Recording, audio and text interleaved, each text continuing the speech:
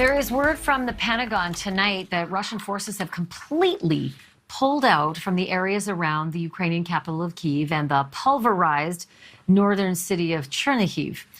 Those soldiers, and believe it when I say it, as many as 40,000 Russian soldiers are said to be regrouping and rearming in Russia and Belarus and likely will return to the fight. Eventually, it's thought in Ukraine's eastern Donbass region, which you can see over there on the far right of your screen. Officials there are right now telling the civilians who live there, get out. Get out while you can. Please let's not see a repeat of what we've seen in the other. I mean, look at these pictures. And on the ground, it is so much worse. In the Russian troops' wake, the world has seen gut-wrenching scenes of death and devastation aimed largely at innocent people. This is what's left of Borodyanka, a town of 13,000 before the war. And more recently, it was a staging ground for Russian troops moving in on Kyiv. Well, now those troops have moved out, but too late to save Borodyanka.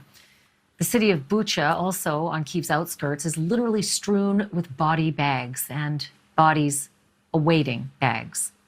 But this is war, and the killing goes both ways. Fair warning, these are sanitized images from a video clip that was posted this week, apparently showing Ukrainian soldiers killing Russian soldiers who were already captured and wounded. And if you wonder what it takes to pull a trigger or fire a missile and take the life of someone who may or may not pose a threat, be glad that you never had to.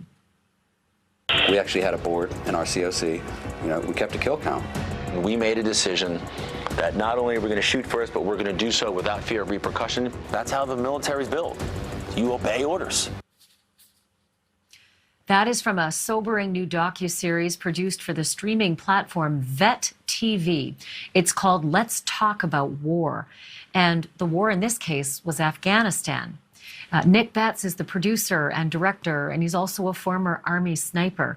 Waco Hoover is the CEO of Vet TV and a former Marine. Welcome to the both of you. Nick, I'll start with you. When you see some of the images that we've been seeing, especially this week, coming out of Afghanistan, do you guys see things differently than say, I do? Do vets have a whole different paradigm through which they look at those kinds of images?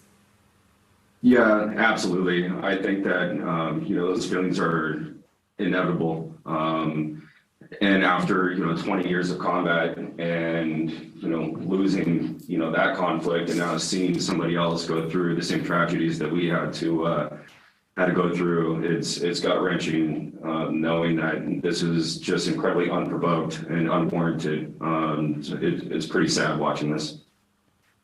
Waco, I want to play one of the clips from your production, and I think it really just speaks to the visceral nature of the work. And let's be frank, it's a job. It's the work, that you're doing when you're in theater, as we call it, but in the war zone itself. Take a look at this. I may feel this in my soul one day, but I don't give a because all that matters is coming home alive. So, Waco, tell me about that. All that matters is coming home alive. That has to inform a lot of action from any soldier, no matter what side, right? Well, that's exactly right. And when you're speaking about the Ukrainian conflict earlier, there's two sides of that. Obviously, Russia initiated that. But when we were looking at the docuseries that we put together, we really wanted to shine a spotlight on what it does to the warrior. I think in America, we celebrate, our soldiers when they come home, but there is a huge amount of work that still needs to be done to really support them because of the experiences that we see when you're downrange. And people just can't fathom, what that's like to go through it and then what that transition is like going back to the civilian world. You're a completely different person. How could you not be? You can't unsee, you can't unhear, you can't unthink the things that you've been through, and they're wholly unnatural. They just are. So I want to ask about, looking at this war, comparing it to the war that you know so personally. Vladimir Putin doesn't seem to care. That's a big difference between America and, say, Russia and their militaries. He doesn't, they're collateral, right?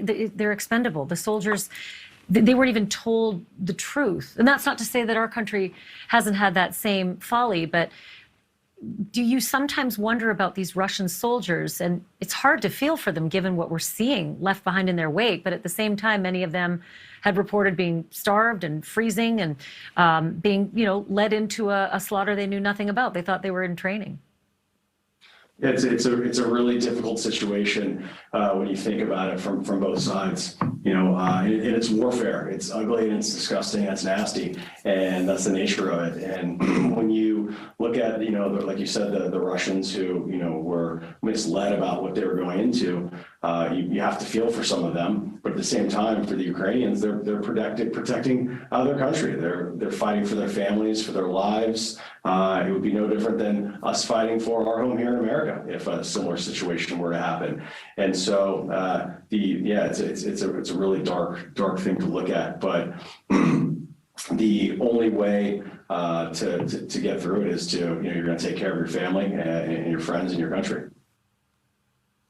It's amazing work, and I recommend our viewers take a look at Vet TV. It's, we need to understand before we can pass any judgment or assume that we know or make good foreign policy as well. So Nick Betts, Waco Hoover, thank you. Thank you for your work, and thank you for doing this tonight, and also thank you so much for serving your country for us. Appreciate it. Of course, thank you. Thank you. Yeah, thank you to you both. I'm so glad that you are home. You made it home. Thank you for watching. Click the red subscribe button below so you can get more of NewsNation's fact-driven, unbiased coverage.